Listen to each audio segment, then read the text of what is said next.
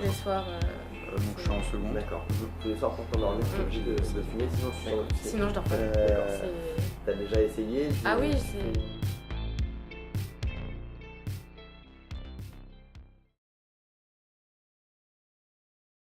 Est-ce que, du coup, si tu as des questions qui te viennent en tête plus tard, tu as identifié des personnes et des lieux ressources pour pouvoir aller poser tes questions?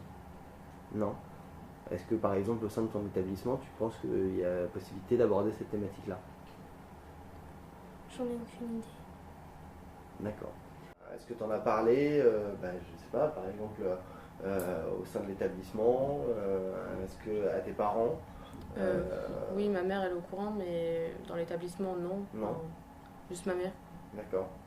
Je pense, maintenant que vous le dites, je pense pas que j'en aurais parlé parce que c'est mon problème entre guillemets, enfin, c'est de ma faute, donc je pense pas que j'en aurais parlé. Je me serais dit tant pis, t'as qu'à dormir un petit peu plus tôt. Pour montrer que dans les familles où les parents eux-mêmes se couchent très tard, eh bien la parole est moins entendue par les adolescents. Et puis dire que les conforter dans leur rôle, qu'ils soient capables d'imposer au minimum quelques règles, d'être persuadés que les adolescents, malgré le déni, les écoutent plus qu'ils ne le pensent, et puis qu'ils servent aussi de témoins, et donc quand même se comportent correctement, comme ils souhaiteraient que leur enfant se comporte devant leur sommeil. Alors je crois que ce qui est important, c'est de ne pas être dans le jugement.